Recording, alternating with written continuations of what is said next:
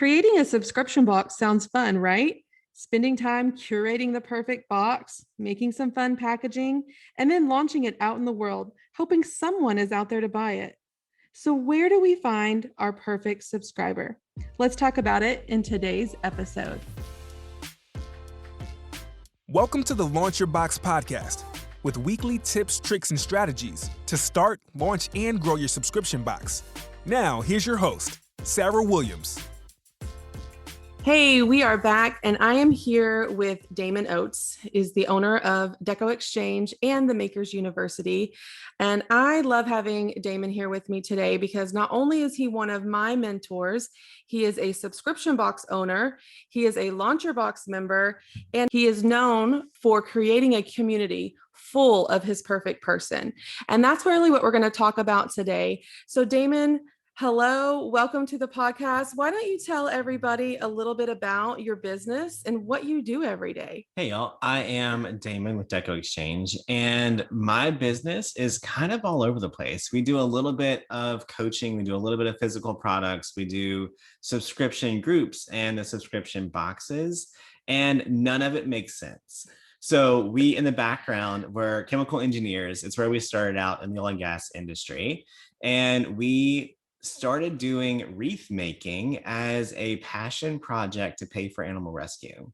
I can totally remember the first time I ever saw you on Facebook Live. And it's funny to me now because I know you in a completely different way, but you were standing there at your house making a wreath live. I've never made a wreath and I don't even know why I was watching it.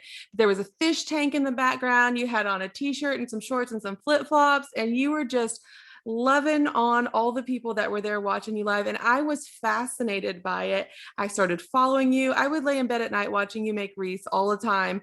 And it's just funny because I've still never made a wreath. That's so funny. And we've been sending you stuff to make a wreath with. Like, you've ordered the kits. I have. I mean, haven't made one yet. I haven't, but it's okay because now I just buy them already made from you. Yeah. So y'all, we went from engineer in the oil and gas industry to having a multi-seven-figure business based all around wreaths. And it's just been a crazy journey that hasn't taken that long to build, really. It's been fast. You know, we did it for a little while between 2015 and 2017. It was an okay business. And then from 2017 to now, we've done a lot of sales. A lot of sales. I think we need to break it down a little bit more clearly for them, absolutely. Because you and I have similar businesses, not as far as wreath making, but we have a product-based business. And then we have a subscription box that is tailored to that product-based business. And then we also have this educational coaching side to our business. So we have these parts of our business, but we are drawn to this subscription box for a lot of reasons. And I love that about you. And I think that you're the expert when it comes to finding and attracting your perfect person. You have built an amazing following, amazing community. And that's what I want to talk to you about today. One of the biggest objections that we get when someone is looking to start a subscription box, they can do the packaging, they can find the products, they can create the best box, but they don't have anyone to sell it to because they have not built an audience. And so I want to talk to you about that a little bit today. Yeah, for sure. So a little bit background there. So we started out with a page of about 500 people before we ever started really trying to push. And then we were just selling wreaths at that time. Then we went from wreaths to selling a little physical product, and the page grew a little bit more, and then subscription boxes. And then we realized, wait a minute, this is something that we can show people how to do over and over again from zero to your perfect people who want to buy everything that you tell them to buy. So we basically put together a little program that shows them step by step how to do that. And that's what we're going to share with y'all today. I'm so excited about it because I know that it's really hard. It's really hard to start a new business, number one. It's hard to create a brand new audience. Like I always say, it's like watching grass grow when you start a Facebook page or an Instagram account. And then you're like, okay, my open sign is up. Everybody come, but nobody's coming. And so I want to break that down a little bit because what if people listening are starting from scratch with audience building? So I think the confusion with audience building is that people always feel like they're selling to someone just like themselves. And you either think, well, I would never buy that because I can just do this, or you don't really know, or you have a picture of someone who's going to buy it and that person isn't the real person. For me, my target customer is not just like me. He's definitely not a guy. He's not an engineer. He wasn't in his late 20s. He wasn't doing all those things when I started my business. So I had to think about, okay, who's the real person that wants to hang a wreath on their front door? And then I had to figure out how to talk to people like that. So I knew that I didn't know anything about those people, but there were businesses out there who had spent a lot of money already doing that research. So the very first thing that we like to do is, number one, figure out the general idea of who would want your product. Okay, so you've got and if you're listening and you haven't started your subscription box, you have probably been laying awake at night thinking about what you want to do. So you have an idea of what could be possible for your box. Now, who is that for?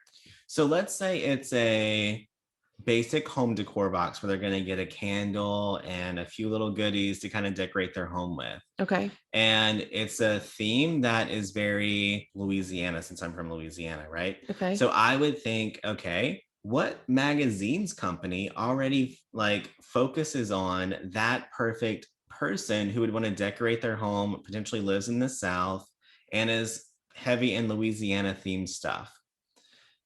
Southern Living. Okay. Right off the top of my head. Yeah. Southern Living magazine. So I would go to a grocery store, grab a Southern Living magazine off the shelf and flip through it. And then would my product visually be in that magazine? Like, could I open up to a random page on a tablescape and see my napkins that I sent them on that table? Would that candle be on the bookshelf? Is it visually something that would be there? Okay. So you're looking for a piece of media that's already been researched, that's already developed, that your subscription box would fit into, and therefore your person would be reading this magazine. Absolutely. Okay. If I'm going for that traditional Southern grandmother and my candle is hot pink with unicorns on the front of it, you probably, like, if you're looking in that magazine, you're never going to picture that candle in that magazine. So your perfect customer is probably not reading that magazine. Right. Okay. So we're taking the research that's already out there. And then what do we do with that research? So all of those magazines have online usually something called a media kit or a buyer's demographic. And it basically summarizes everything that they know about their readers.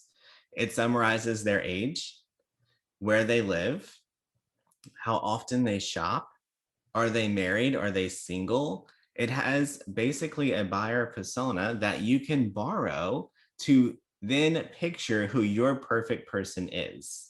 Okay, I got it. So then how do I find those people that fit that demographic? How do I find the person that's reading that Southern Living magazine? And I know that I want that person now, but how do I go get them to like my page?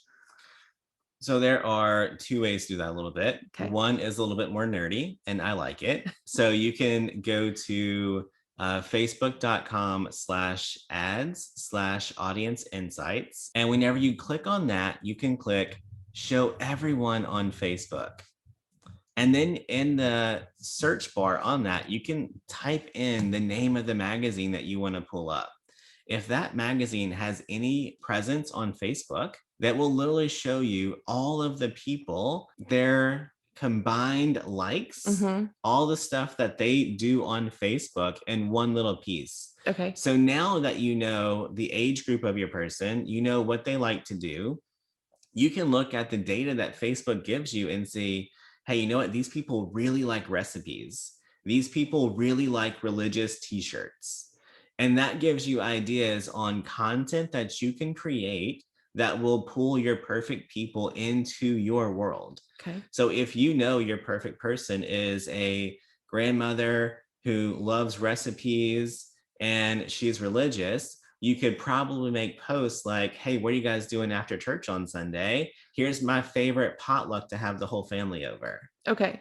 So you're creating this engagement on your Facebook page by catering these posts, talking to exactly that potential subscriber that you want, your perfect person that you have built in your research here. Right. Okay.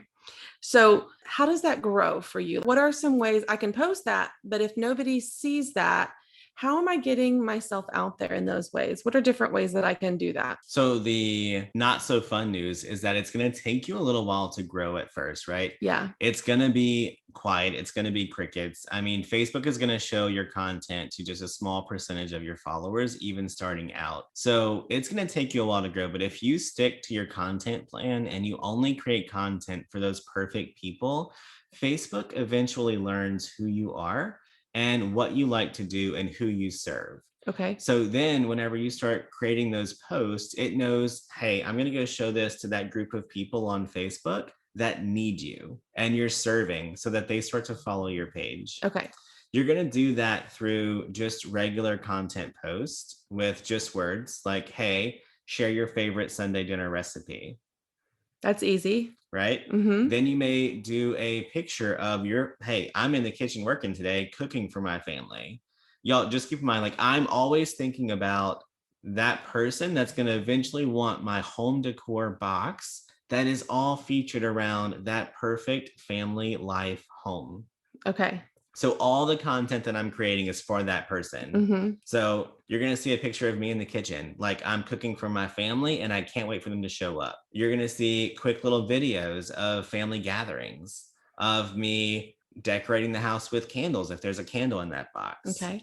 Slowly implementing all the things that I eventually want to sell them into the content that I'm creating. Okay. I love that you say that, because I see this a lot with our new members. They think they need to curate the box first and they need to have the candle and all the things first. And then they're really disappointed and they really feel defeated when they launch it out there in the world and they haven't spent time really building an audience first. So I feel like if you're listening right now and you haven't started a subscription box, like today, you need to start a social media account. You need to start figuring out who your perfect person is, just like Damon told you. And you've got to start creating content. That's your post. That's the information you're going to give on your page.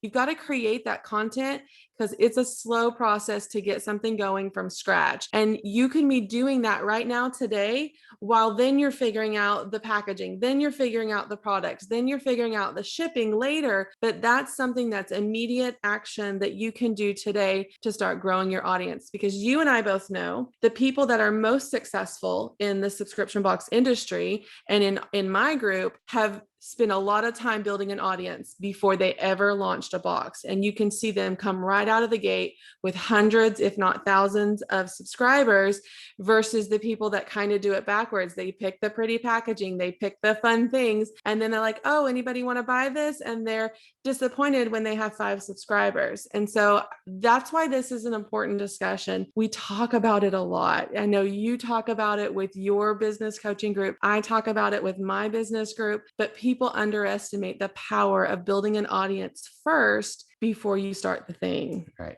And building an audience in mind with your end goal. Yes.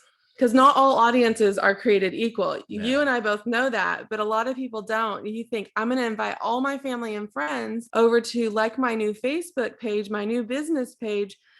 But what if they're not your ideal customer? What if they're never going to decorate their home? What if they're never going to light a candle? And they're just sitting there taking up space on your Facebook page. Yeah. So when you go back and think about like how Facebook works, and Facebook's only going to show your content to, if you're lucky, 10% of your audience. If you invite 1,000 friends there and 900 of those friends are never going to be your perfect people, you just wasted a large portion of that 10% audience that's going to see it. So a Facebook page with 100 people who are your ideal customer is way more important or more impactful for your business and your revenue, really, than having 1,000 people that don't know if they want your product or not. Yeah. And they may not engage with you at all, which hurts your reach and all of those things that you can figure out later.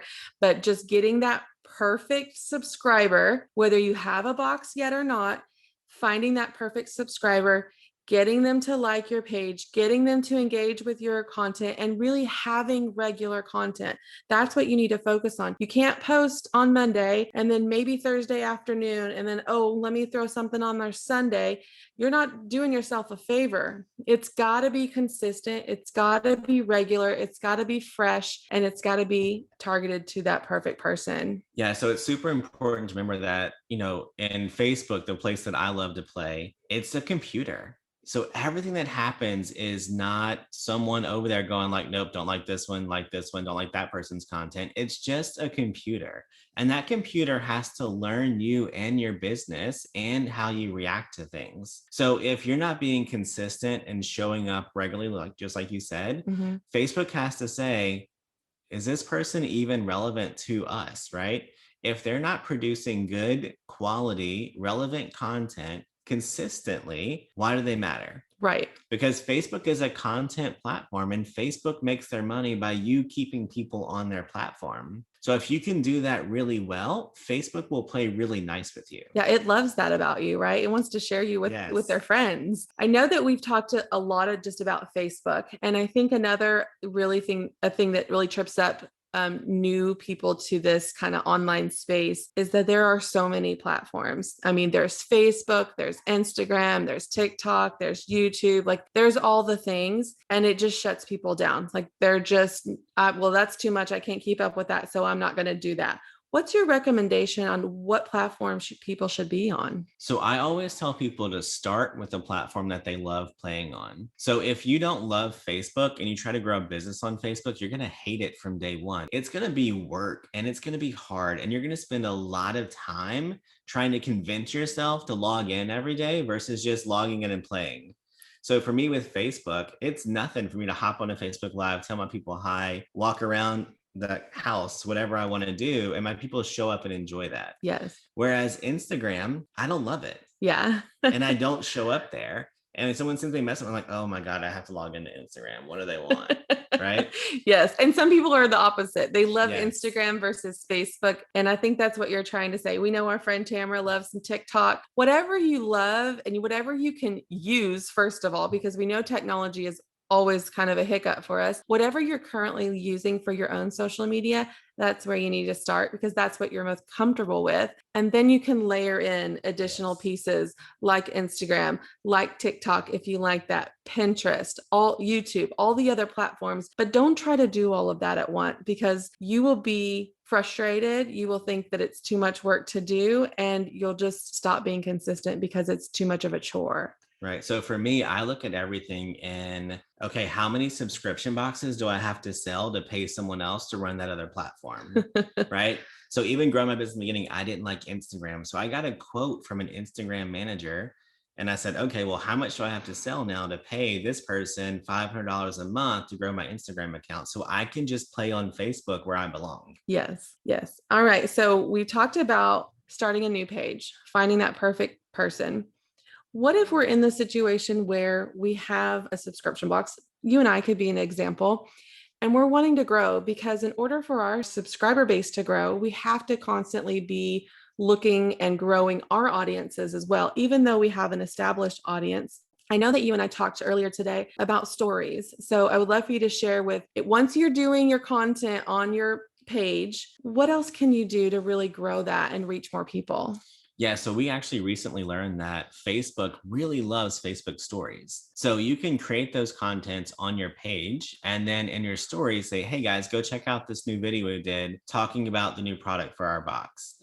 Go check out the review that so-and-so did about the box. And just constantly creating that content that reaches new people in different ways. So yeah, if you don't know what stories are, they're the little small, they could be still pictures or video clips that are kind of at the top of your Facebook feed. So everything else on Facebook kind of like scrolls down. Okay. The stories are the piece at the very top that scrolls sideways. That's the easiest way to think about it for Yes. me. And once you start watching them, you're kind of addicted, and then they just keep coming, and all the different people you follow just keep coming. Yeah. And some people consume that better than going through their feed. So if you can hit some of those popular things right now, and anytime something is new, you want to jump on that, because you're going to get more reach from any time that any platform rolls out a new feature. You want to jump in quick so you can get more reach on your page. Absolutely. I mean, Facebook told us this week, hey, we love stories, and all of us are going to go make stories this week. Like, we're going to go test it out, see how it's working. And remember that Facebook is one of your first customers, right? So if you're not keeping Facebook happy, no one else is going to see your content. So in my list, Facebook is customer number 1, and then my audience is customer number 2. I have to make both of those people happy all the time, or they're going to start a love-hate relationship with us. I love that analogy. So let's just give them a couple quick social media tips. I would say live video. You're huge with live video. Let's give them a quick tip about doing a live. Live video is our favorite. It is probably our biggest revenue generator. And the most important part about live video is just showing up for your people and realizing that the live video is not about you. So you are there to create that relationship with whoever shows up to that Facebook Live, whether it be one person or 1,000 people. Have a conversation, chat with them, make sure they know that you see them, and just give it all that you can. Yes. It doesn't have to be $1 million worth of equipment either. Like, grab your phone, press start, go live, and show those people that you're a real person and that you have some way to serve them and help them. Yes. I love that you said it's conversational, because the live is conversational. But another quick tip I want to give you is to keep your post conversational. So even if you're not showing up live and having a conversation, whatever's in the copy of your post, it needs to be as if you were talking, or as if your perfect person was talking to your perfect person. So conversational posts, they don't have to be professional. They don't have to be worded exactly right. They just need to be fun, upbeat, and conversational. And then really the other tip that I want to give you today for social media is make sure that you are in the comments and you're having conversations with anyone that's engaging on any of your posts, whether that's a live, whether that's just a still picture, or that's some pre-recorded video. Have those conversations, because Facebook likes that, right, Damon? Absolutely. And that actually ties back to one thing that I was thinking that we missed in our whole conversation. Okay. And that is listening to your audience. Yes. If you listen to them, they will tell you exactly what they'll buy from you. And by having those conversations in the comments, on the post, in Messenger, all the places that Facebook gives you, your customers will tell you exactly how they'll give you money. Yeah, yes, they will.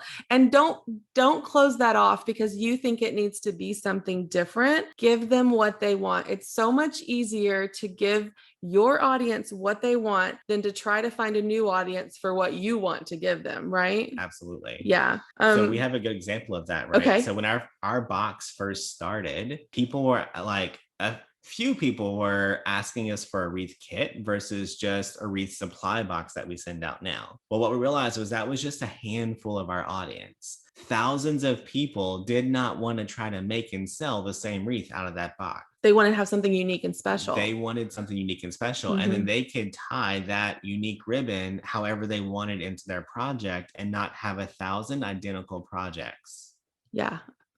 So I thought, oh, I just want to make this an easy box. I can quickly throw in what you need and you can just duplicate my work. Just get it done. And they just wanted... They wanted to be creative. They wanted to be creative. They wanted to be creative. They wanted to make something that was theirs and not just yours. Now, some people want to make exactly what you're making, but there's a lot of people that want to make their own thing. And I think that's because our audience was also business owners. Yeah. So they didn't want to try to compete with 1,000 other people selling that exact same wreath, but they didn't care about selling 1,000 wreaths that all had the same ribbon in it. Yeah. So it was literally listening to what they were saying about the box. And then that's exploded the box. And me not being stubborn and saying, no, this is the box I'm going to sell. I can totally see that about you. Like, nope, this is what you're getting, friend. Yes. No, we had to listen. And then, I mean, when we did that, we switched from having 300 boxes to 1,600 boxes in less than 4 months. Yeah. With a wait list of about 3,000 people. And we have a goal to scale to 3,200 by the end of the year. Yeah, it's so incredible. I love it. Well, Damon, do you have any last minute advice for anyone listening that has a subscription box idea in their head, but they just haven't started yet? What advice would you give them? I would tell them to grab a sheet of paper, sit down, and number one, write down, why do they want to do this? What is the purpose of it? What is the true problem they want to serve? And then figure out who they can serve it to, who needs it, who's asking for it. And then look at the platforms they play on and pick which one they love the most, not which one just has like shiny object syndrome. Because you can convince yourself that you want to be a TikTok star and then hate TikTok and realize I'm really comfortable on Facebook. Yeah. And just come up with a simple plan that isn't going to make them overwhelmed and want to curl up and cry. Yes. You got to start. You have to just start and just feel a little bit confident of what that end goal is. Because you want to make sure that 6 months from now, when you've built your audience, when you start selling your boxes, that you don't hate what you're doing. Right. Yeah. So Damon, where can we find more info? I know that you teach a little mini course called Who is My Perfect Person? Where can we find some more information about that? I think you're going to drop a link in the show notes. We will. We'll drop a link. Yeah. Where can they find you? Where can they watch you make a wreath at 9:00 at night while they're just hanging out? Yeah, definitely Deco Exchange on every social media handle that's out there, but we play the most on Facebook. Okay. You can find Damon over at Deco Exchange over on Facebook. Damon, thank you so much for joining me on the podcast, and thank you guys for listening. Of course. Glad to be here. Make sure you subscribe to the Launch Your Box podcast. I'd love for you to take a minute to rate and review it. Let me know which episode is your favorite so far. Don't forget to join me next week right here.